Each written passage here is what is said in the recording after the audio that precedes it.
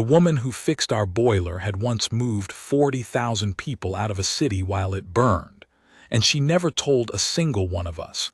And I only know because I was there the day it came out, and it came out over a child who wouldn't speak. I should start by saying I almost didn't notice her at all. That's the truth, and it's the part I'm least proud of. When you're a young teacher, and I was, that year, 26 and certain I was the important kind of person in a school, the kind in the classroom, the kind doing the real work, you don't notice the operations staff. You don't notice the person who keeps the heat on and the water running and the intake forms filed and the whole invisible machine of the building turning so that you can stand in front of children and feel important. They're furniture to you. I'm ashamed of it now. But that's how I met Myra, or rather how I failed to meet her for almost a whole term, as furniture. As the quiet older woman in the work coveralls who fixed things and filed things and was always, somehow, already there before any problem got bad. Let me tell you where we were, because the where matters. The school was called Lowfield Primary, on the colony of Senar's Hope, which is one of the resettlement worlds. You'll know the type if you know your recent history. One of the planets they opened up after the war to take the displaced, the people whose own worlds were gone or ruined or still too dangerous to live on. Senar's Hope was new, raw still in those years. Half the colony was prefab housing, and the other half was the optimistic skeleton of what the founders hoped it would become. And the weather hadn't been fully tamed yet. So we got real wind, real cold, real gray days where the climate system hadn't finished arguing with the planet. Lowfield sat on the edge of one of the new districts, a long, low building of poured stone and salvaged paneling, and it took in the children of the resettled. Which is to say, it took in children who had come from everywhere, who'd been through everything, who arrived speaking a dozen languages and carrying 100 kinds of quiet. That was the school's whole character, really. We were a school for the children of the displaced, on a world built for the displaced, and so we were a school that understood, in a way most schools never have to, that a child can be sitting safely at a desk and be 1,000 miles and several years away inside. We had good teachers because of it. People who'd chosen the work, who'd come out to a raw, cold colony on the edge of things, specifically to teach the kids nobody else knew how to teach. I was proud to be among them. I thought I understood what it meant to reach a closed-up child. I thought reaching them was the teacher's job, the classroom job, the important person job. I didn't yet understand that the most important thing in that building for the closed-up children wasn't happening in any classroom. It was happening in the corridors and the boiler room and the loading dock and the quiet edges, and it was being done, without anyone noticing, by the woman who fixed the boiler. Her name was Myra, Myra fully, but nobody used it. She was, I want to get this right, she was somewhere in her 50s, I think, though it was hard to say. She had the kind of face that the years stopped landing on in any one place. Solid. Calm. She moved through the building with an economy that I noticed eventually and couldn't place. She never hurried, but she was always already where the problem was, as though she'd known about it before it happened, which I came to understand later was exactly true. She did know. She read the building the way other people read a room. She wore work coveralls and carried a multi-tool, and she had a way of being completely unremarkable, of taking up no space, of sliding along the edges of every situation, that I took at the time for shyness or humility, and that was, I learned, something else entirely. It was a habit, a war habit. The habit of a person whose job had once been to be invisible enough to move through a checkpoint, calm enough not to start a panic, unremarkable enough that frightened people would follow her instead of running from her. She was the facilities and operations manager. That was the title on the door of her little office down by the loading dock, a room I had no reason to ever go into and didn't, for most of a term. She kept the building alive. The heat, the water, the power, the intake of every new child, because on a resettlement world children arrive constantly, mid-term, midweek, no warning, families appearing off transports with kids who need a desk and a meal and a place by that afternoon. And somebody has to absorb that. Somebody has to make the building bend to take in one more frightened child at a moment's notice, and that somebody was Myra. The teachers got the children once they were placed. Myra got them first. Myra was the one who stood at the loading dock when a family arrived off a transport with nothing, and found the child a uniform and a meal and a quiet corner to sit in until the shaking stopped, and did it so smoothly and so quietly that none of us in our classrooms ever saw it happen.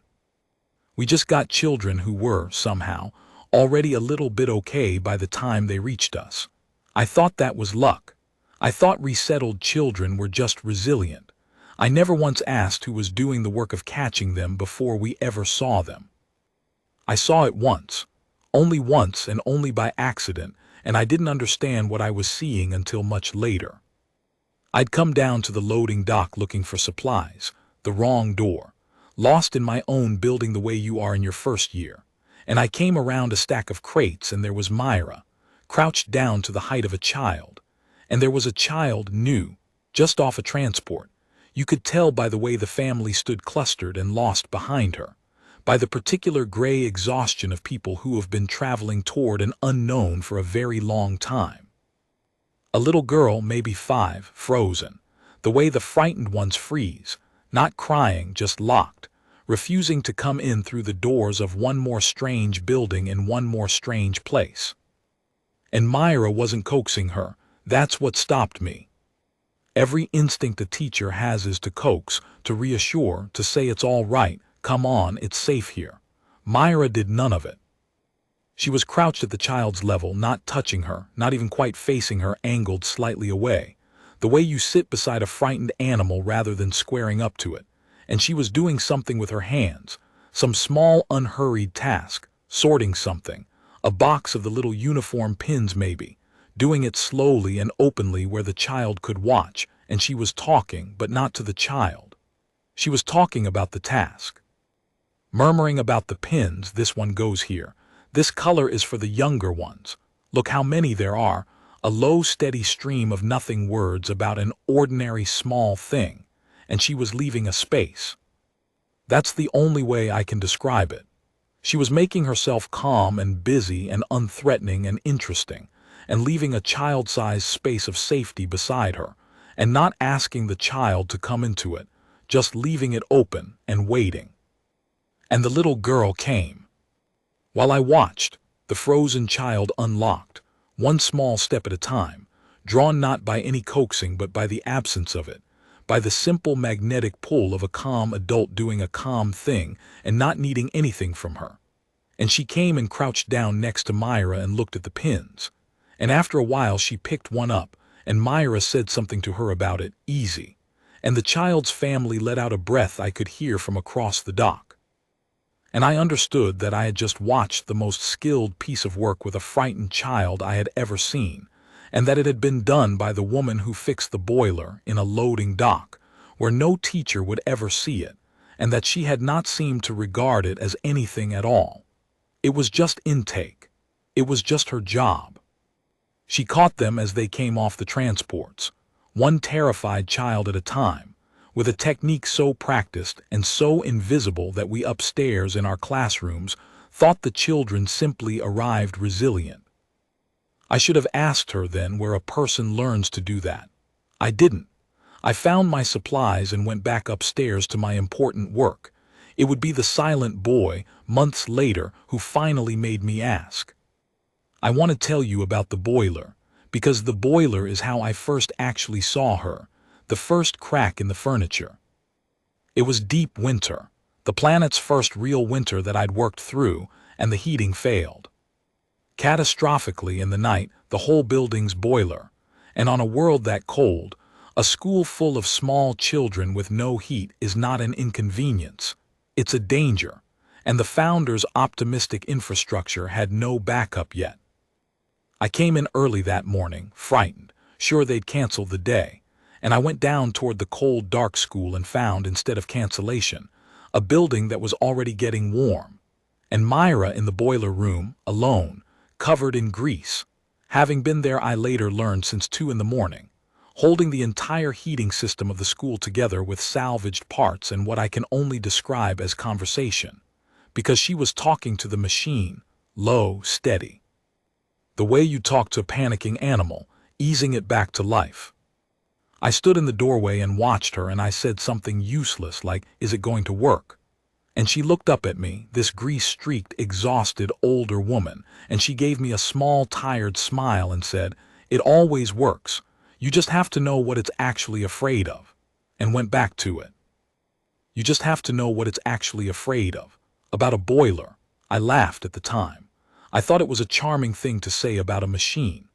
I went up to my warm classroom and taught my day and didn't think about it again for weeks, and it was only much later, after I knew what Myra had been, that the sentence came back to me and turned over and showed me its other face. You just have to know what it's actually afraid of.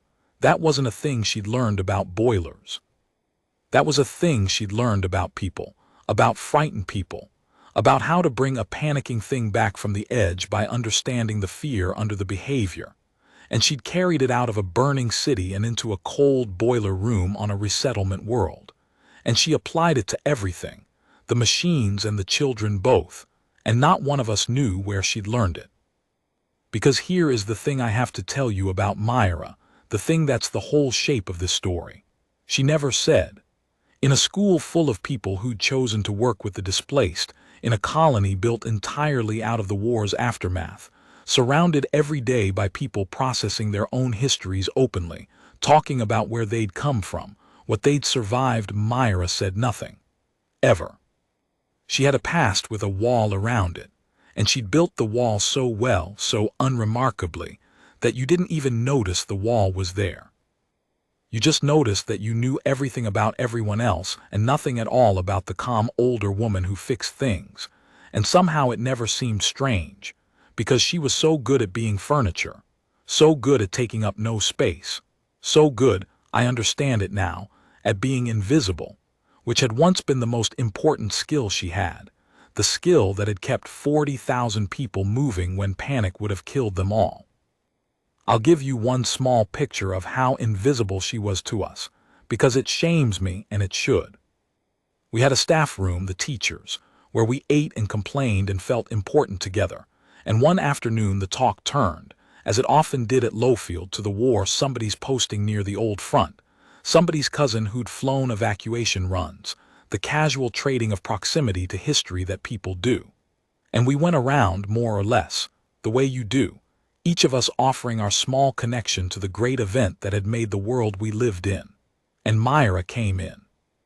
To fix the heating vent, I think, or to drop off a form, some operations errand, the kind of thing that made her appear and disappear at the edges of our important lives a dozen times a day. And the conversation just continued, around her, over her. Nobody asked the quiet older woman with the multi-tool whether she had a connection to the war. It didn't occur to anyone. She was operations. She was furniture. She fixed the vent and left, and we went on trading our little proximities to history.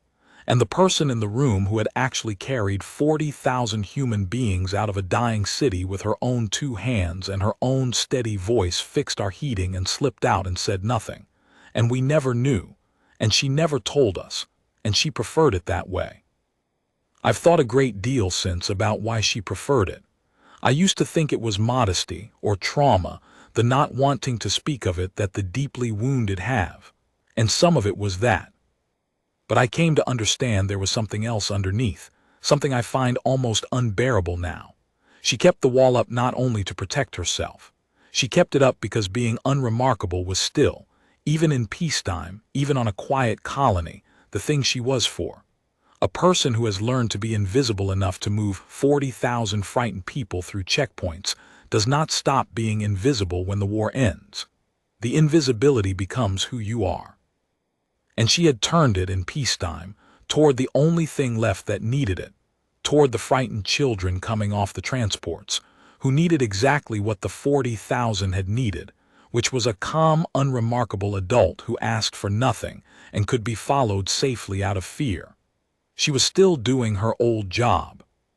She just made the job small enough to fit inside a school, and quiet enough that no one would ever make her talk about the version of it that had been enormous. I learned what she'd been over a child. I have to tell you about the child now, because the child is where the wall finally cracked, and the child is the toughest battle Myra ever fought, harder than the war. She told me so herself at the end, and I believed her because I watched it, and it was the slowest, quietest, most patient war I have ever seen anyone fight. His name was Idris. He came to us midterm off a transport, the way they all did a small boy 6 or 7 from one of the worlds that the war had ruined and that hadn't been safe to live on for years after, which meant he'd spent most of his short life in the long grinding aftermath, the camps, the waiting, the slow refugee passage from ruin to resettlement. And Idris did not speak. Not selectively, not shyly at all. He had stopped speaking somewhere back in that passage, the way some children do when too much has happened, when the world has proven itself unsafe enough times that speech, which is an act of trust, simply shuts off. He arrived silent and he stayed silent, and he sat at the back of my classroom like a small held breath, present and entirely absent. And I tried everything I knew, every classroom technique, every gentle teacher trick, and I reached exactly none of him. And it was the first time in my young, proud career that I came up against a child I could not reach, and it humbled me and it frightened me, and I did not know what to do. I have to be honest about how I failed him, because the failing is the part of this I most need to confess, and because it's the thing that finally taught me what Myra knew. I came at Idris like a teacher, like the important person in the room. Everything I'd been trained to do, I did, and every single thing I did was a small pressure on a child who could not bear pressure. I asked him questions, gently, expecting answers, and every unanswered question was a small failure I laid at his feet without meaning to. I praised him when he did the smallest thing brightly, warmly, and I didn't understand that praise is a spotlight, and a spotlight is the last thing a child wants who has learned that being noticed is dangerous. I sat him near me where I could support him, and I didn't understand that I'd put him in the most exposed seat in the room, under the eyes, with no wall at his back. I did everything right by my training and everything wrong by him, and I did it for weeks, and the boy got quieter and smaller and more absent, folding further into himself, and I told myself I was being patient when really I was just failing slowly. The worst of it, the thing I'm most ashamed of, is that some part of me started to resent him, not consciously, but there's a thing that happens to a proud young person who meets the first problem they can't solve, and it's ugly, and it's this. You start, in some buried place, to blame the problem for not being solvable. I'd never met a child I couldn't reach, and Idris's silence felt, in my worst private moments, like a verdict on me, and I caught myself more than once, feeling something toward that small, frightened boy that was closer to frustration than to love, and I have never forgiven myself for it, and I never will, and I shouldn't. I was making it worse. That's the plain truth.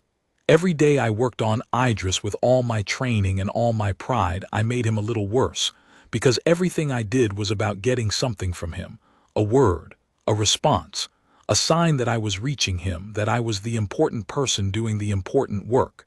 And a child like Idris can feel the wanting, can smell it, and the wanting is exactly the thing that keeps the wall up. I needed him to get better so that I could be the teacher who reached him, and he knew it. Children always know it. Myra wanted nothing from him. That was the whole difference, and it took me far too long to see it. She didn't need Idris to speak. She didn't need to be the one who reached him. She just made spaces and left them open, the way she had on the loading dock with the pins, and waited and asked for nothing ever. And that asking for nothing was a thing I literally did not know how to do, because everything in my training and my pride was built around being needed. And Myra reached him, the boiler woman, the furniture. While I was failing him in my warm, important classroom with all my training, the operations manager was reaching that silent boy in the corridors and the quiet edges, slowly, patiently, in a way I didn't even see at first. And when I finally noticed, when I finally understood what was happening down at the edges of my school while I taught my lessons, it cracked open the whole mystery of who Myra was. And the answer was the most extraordinary thing I have ever learned about another person. That's where I have to stop. Because the story of how Myra reached Idris, and what it had to do with 40,000 people and a burning city, and the thing she'd never told anyone, is the real story. And I need you standing exactly here first.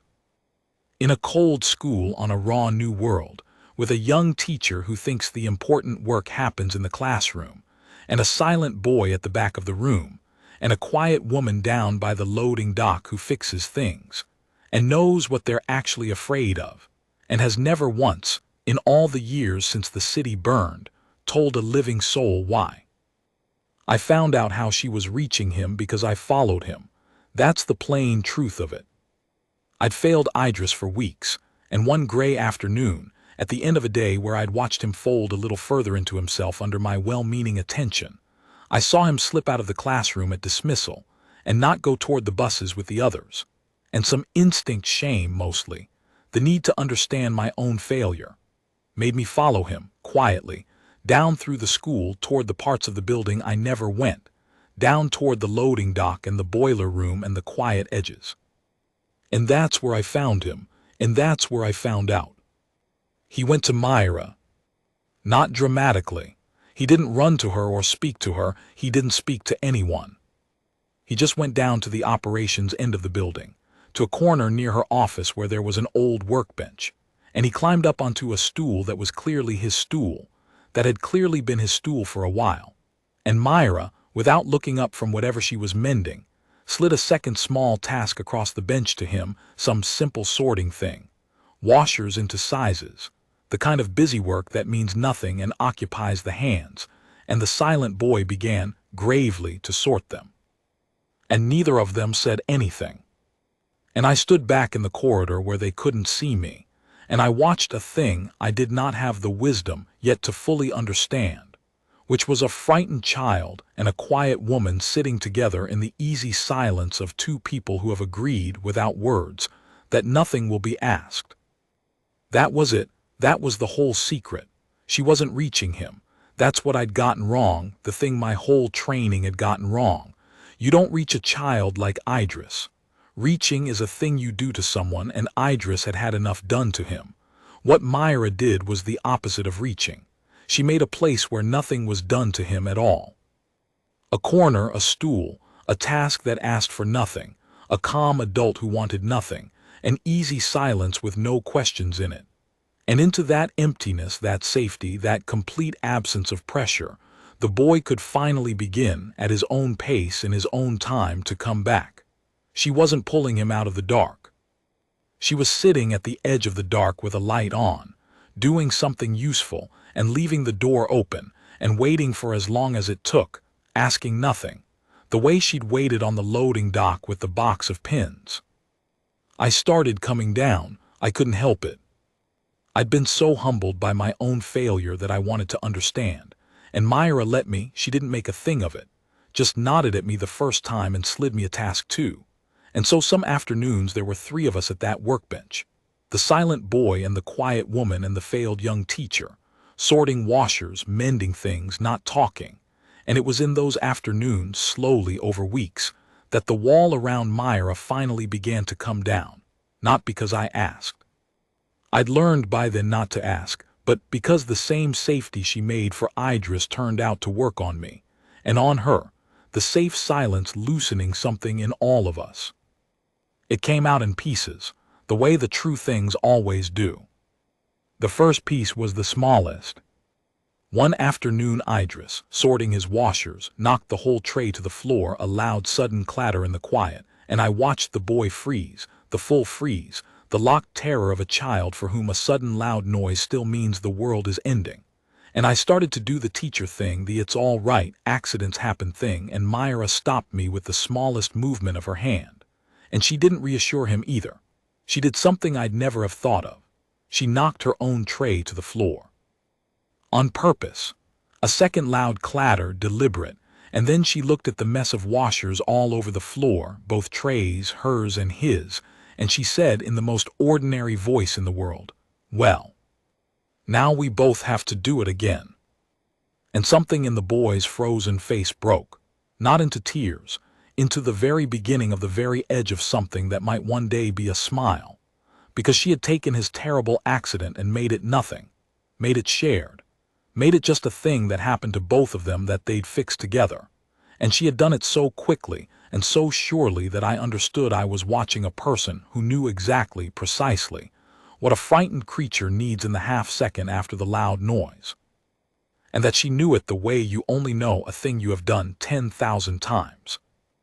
I said after Idris had gone to his bus, "Where did you learn that?" And I didn't expect an answer. I'd learned not to expect answers from Myra.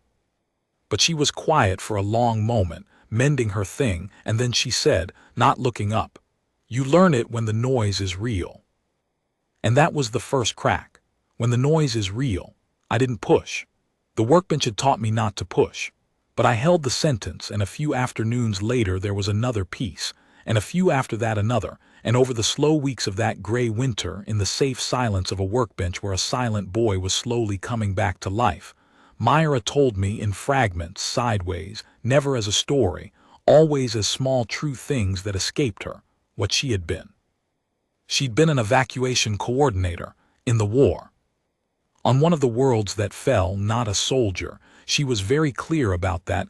The one thing she was ever emphatic about, she had never carried a weapon. She had never fought. That wasn't what she was. She was the person who got civilians out. When a city was going to fall, when the front was collapsing and the order came to evacuate the population, someone has to actually do it, has to move tens of thousands of terrified people, with no time and not enough transport and the enemy coming, through the choke points and the checkpoints and the panic, onto the ships, out of the dying. And the doing of it is a science and an art and a horror, and Myra had been one of the best there was at it. The 40,000 was one city, one. She'd done it more than once, in more than one war, on more than one falling world. But the 40,000 was the one that lived closest to the surface, the one the small true things kept circling back to. A city that everyone said couldn't be evacuated in time, that the models said would lose most of its people. And Myra had gone in as the coordinator, and she had moved 40,000 human beings out of it before it burned. And the way she'd done it, the thing she was actually telling me, underneath the fragments, was not with force or speed or cleverness.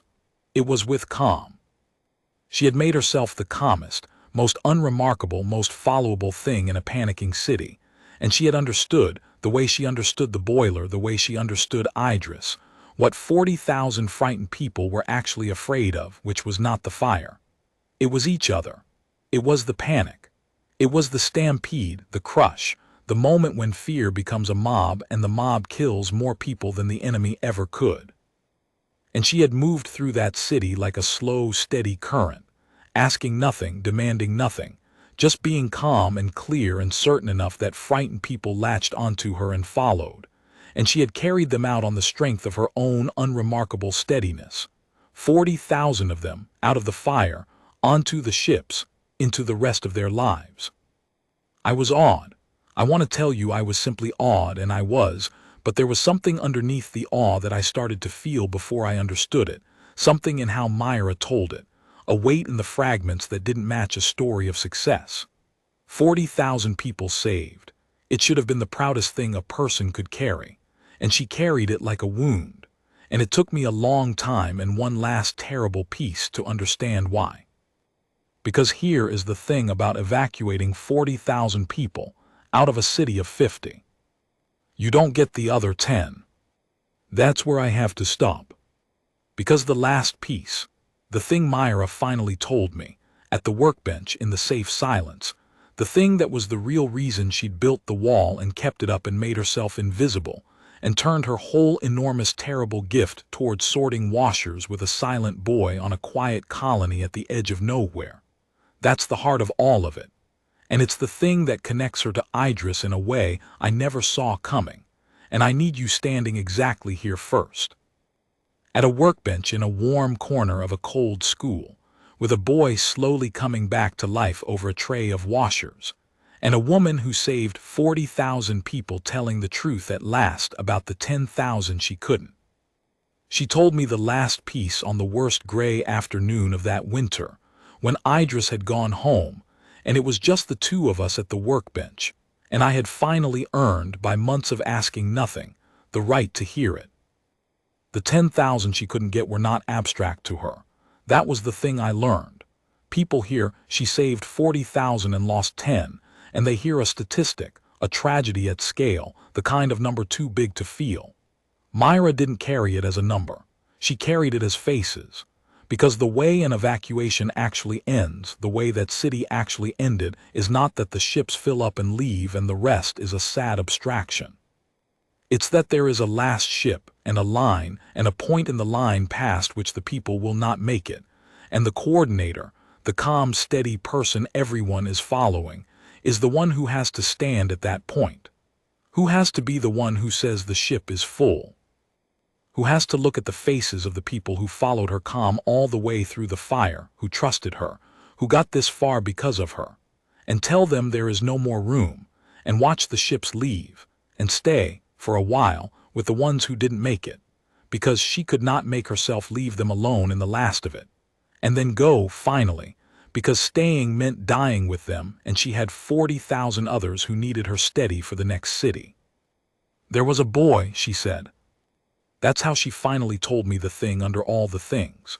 In the last of the line, maybe 6, by himself. I never found out how, separated from whoever he'd come with the way they get separated, and there was no more room. And he wasn't crying, that's the thing I've carried. He wasn't crying, he wasn't begging, he'd gone past that, he just looked at me. This silent boy at the end of the line looking at me, the calm woman everyone had followed, waiting to see what I'd do. She was very still.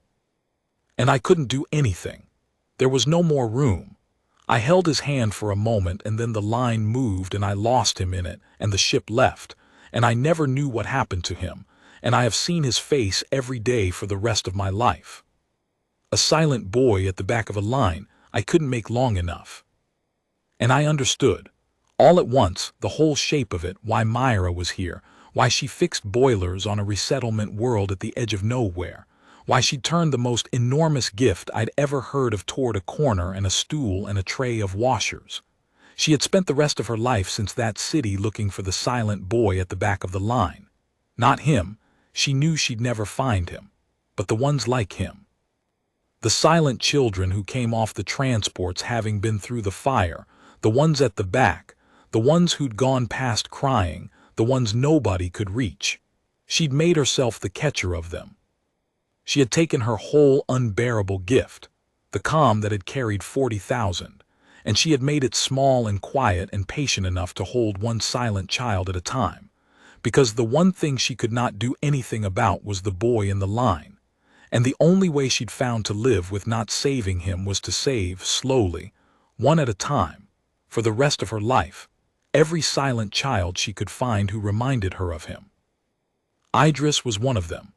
Idris had come off a transport silent, past crying at the back, and Myra had seen him from the loading dock the first day, had seen the boy from the line in him, and she had quietly, without telling anyone, without being asked, made him her work. Not because it was her job, because he was the boy. He was always the boy. Every one of them was the boy, and she would sit at the edge of every dark with a light on and a task and a silence for the rest of her life, asking nothing, waiting, because once there had been a child she couldn't make room for, and this was the only penance and the only peace she had ever found. That's why it's the hardest thing I've ever done, she told me that gray afternoon. I'd said something clumsy, young, about how saving 40,000 people must have been the hardest thing imaginable, and she'd shaken her head. The 40,000 was just work. Hard work, but work, you do it, you don't think, you just move. This, and she nodded toward the empty stool where Idris sat every afternoon, this is the hardest thing I've ever done, because there's no ship. There's no line, no deadline, no fire making it simple. There's just a child and time and the slowest possible coming back, and you can't rush it, you can't force it, you can't be the hero of it. You can only sit there and ask nothing and wait and hope you're enough, for as long as it takes, with no way to know if it's working. She looked at me. Saving 40,000 in a day is easier than saving one in a year. Anyone who's done both will tell you the same. The war was loud and fast and terrible and over. This is quiet and slow, and you carry it home every night. This is the toughest battle there is, the long kind, the kind where the only weapon is that you don't leave. Idris spoke in the spring. I wasn't there for the first word. Myra was, of course she was, at the workbench, and she never told me what it was. She said it was his to keep and not hers to repeat, and I have always loved her for that even his first word back into the world she refused to make a story of.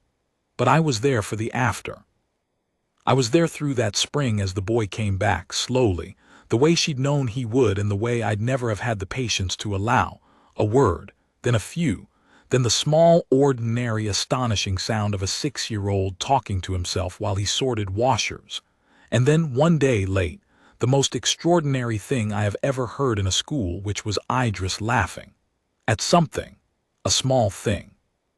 The laugh of a child who has decided, finally, all the way down, that the world might be safe enough to laugh in. And I looked at Myra when it happened, and the calm woman who'd carried 40,000 people out of a burning city and never wept for any of them that I ever saw, the woman with the wall, was crying silently, mending her thing, letting the tears come and not wiping them, because the boy at the back of her line was, this time in this one small corner of the universe, all the way out of the fire. She never took credit. I have to tell you that because it's the last true thing about her. When Idris's recovery became visible enough that the school noticed, the credit came to me, the teacher, the important person, the one in the classroom. They thought I'd reached him. There was even, I'm ashamed to say, a small commendation, a note in my file, the young teacher who'd saved the silent boy. And I went down to the workbench to confess it to Myra, to tell her it was wrong, that it was her, all her, that I'd done nothing but follow a child one afternoon and then sit at a bench and learn, and she stopped me before I could. She said, "Let them think it was you. It's better." A school needs to believe its teachers can reach the unreachable ones. It makes them try harder for the next one. Nobody needs to know it was the woman who fixes the boiler. That's not how it works best. And she went back to her mending, and she meant it. The invisibility wasn't only a wound. By the end I understood, it was also a gift she gave on purpose. She did the most important work in that building, and let other people take the credit, because being unseen was how the work worked, the way it had always worked. The calm, unremarkable current that frightened people followed without ever quite seeing. I'm older now than Myra was then. I've spent my whole career in schools full of children who came through the fire, and I've gotten good at it, good in the way she was good, which is to say I've learned to want nothing from them, to make the corner and leave the door open and ask nothing and wait. Everything I know about reaching the unreachable child, I learned at a workbench from a woman who never once told me she was teaching me. And every time, every single time, I sit at the edge of some silent child's dark with a light on, and a task and a patience I did not have when I was young, I think about Myra, and about the 40,000, and about the 10,000, and about the one. People hear her story now, the little of it I tell, and they fix on the city. The fire, the 40,000 carried out. They want that to be the heroism, the great loud dramatic rescue, the toughest battle of her life. It wasn't. She told me so herself, and I believe her because I watched the other one. The toughest battle of her life wasn't the war. It was a stool, and a tray of washers, and a silent boy, and a whole slow, patient year of asking nothing and not leaving. It was the long, quiet war that has no ships and no deadline and no way to know you're winning, the one you carry home every night, the one whose only weapon is that you stay. She survived the war zone. Anyone strong enough can survive a war zone. The hardest thing she ever did, the thing that actually saved her in the end as much as it saved him, was sit still in a warm corner of a cold school, year after year, and keep making room, one silent child at a time, for the boy she lost at the back of the line. That's the battle nobody gives a medal for. That's the one that matters most. And she fought it every single day in coveralls, where no one could see, and won it the only way that war is ever won, quietly, slowly, by refusing ever to leave a child alone in the dark.